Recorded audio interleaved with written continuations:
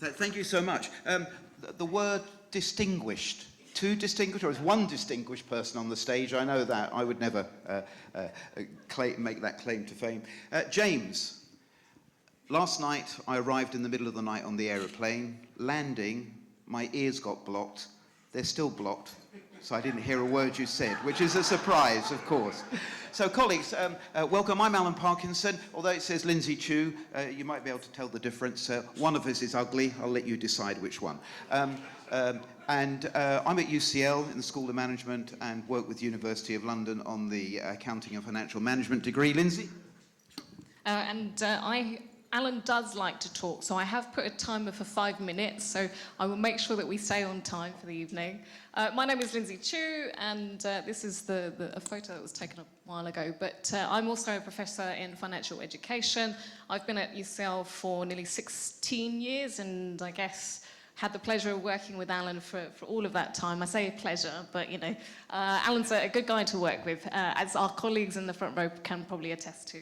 Right, thanks, Lynsey. So we're going to look at the slides, and you'll be able to see a lot of the stuff that's on there. Before that, I'd like to give you a little test to give you an insight into what the program is about. Is there anybody here who has heard of M&M? Now, I know there's some sweets called M&Ms, but Modigliani and Miller. Has anybody come? One or two people? I knew you would know Aphrodite, yeah? And by the way, when you said 5 minutes, I misread it. I thought it was 50, 50. We'll see.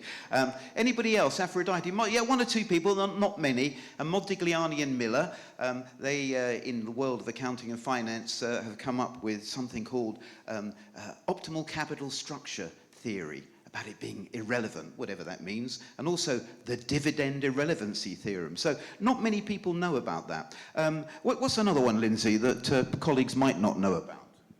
CAPM, ENPV, bond yield, maybe? Yeah, so we've got CAPM, ENPV, bond yield. There are these terms, and just looking around the room at the body language, one or two people nodded, and a lot of people were... yeah, and imagine, if you would, and again, just to get to put across to you what this program is about, imagine that you go, anybody here like tennis? Is there anybody who's a tennis fan? Anybody like tennis? Yeah, Aphrodite, who are your two favorite tennis players? Okay, tell her after. Well, she has two favorite tennis players, so imagine you go to a tennis match. It's a bit like going to a meeting where you've got two colleagues and they're discussing matters financial. And they talk about the capital asset pricing model and how do we decide on what the cost of equity is. And you're sitting there and you haven't got a clue what it is they're talking about. One is sitting there, one is sitting there, and it's like being at a tennis match, isn't it? Because what do you do at a tennis match? That's what you do at a tennis match. And you're sitting there really hoping, I hope they don't ask me a question, because I haven't got a clue what they're talking about. And that, in a nutshell, is what this program is about. Helping working people to be able to, first of all, join into a conversation, but then participate through time, not in a conversation about matters financial, but a discussion, which of course is much more detailed than a conversation. So there's all the slides telling you what it's about, but that's what we want to do. People who are IT managers, HR managers, marketing managers, shipping managers, who they know their stuff in their own field, they're experts. But when it comes to matters financial, they start shaking because it has this aura of magic and mystery and nobody knows what's being spoken about. Lynsey. Sure, so I guess we could linger on this very comprehensive list as to why a degree like this is appropriate for perhaps different phases or stages of your career. But I think for us, one of the reasons why we partnered with the University of London, being from UCL, is this dedication to access to education. So we heard from the esteemed speakers earlier on that introduced the evening that access to education is primarily our focus as well.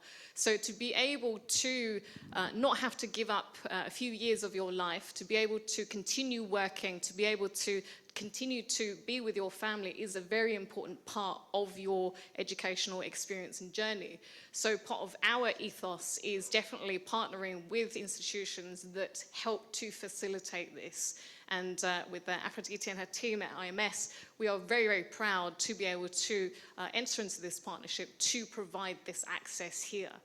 So, we could go on about all of these various different advantages and reasons why you should enroll, maybe not just on our program, but any of the programs that you've heard on this evening, or tell your friends and family about. But I think the key message here is the attention to detail, the facilitative purpose of colleges like AIC and IMS and University of London to bring that education message across to you to make sure that you are feeling very comfortable joining with us ultimately.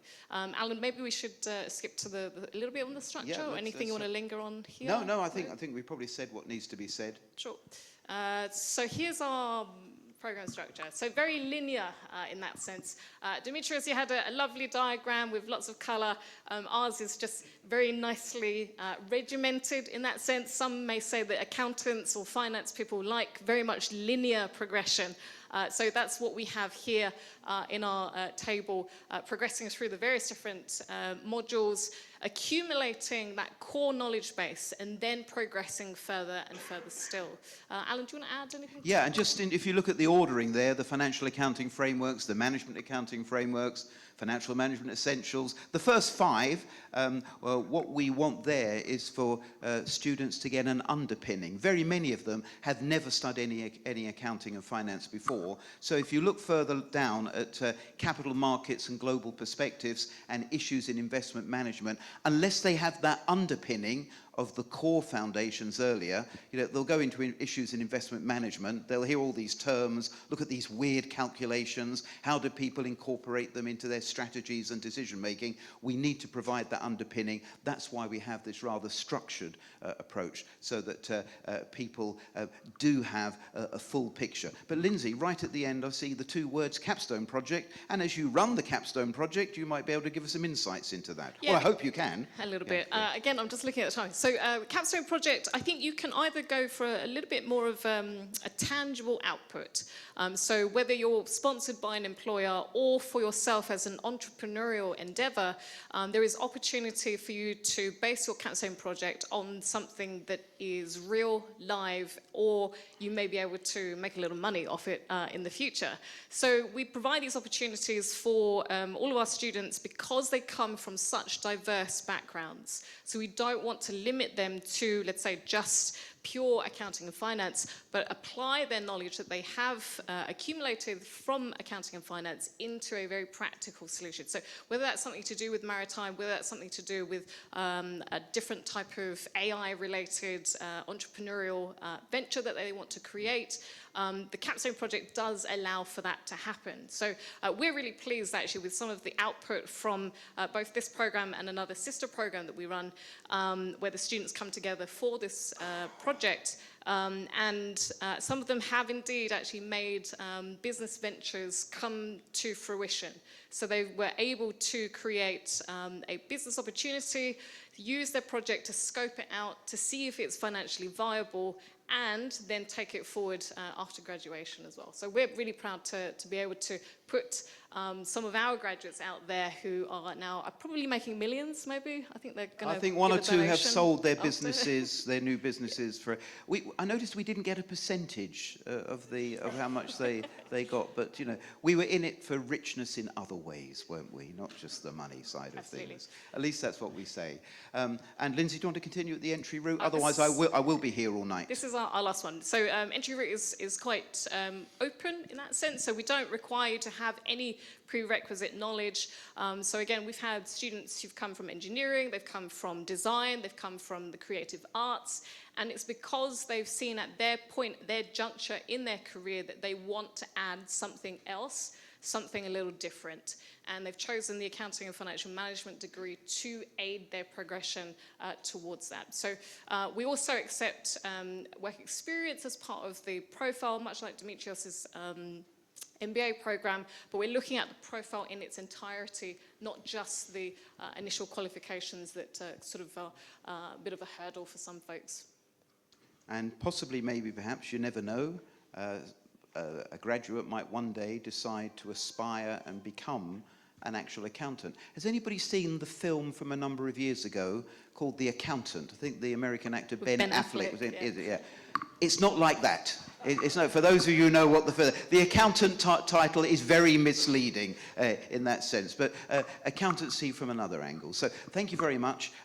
Dimitri was saying that I take a long time. I really cut it down tonight. I was hoping we'd go on till midnight, but maybe it seems as though we've gone on till midnight. I don't know, but thank you so much. Thank you so much. Thank you.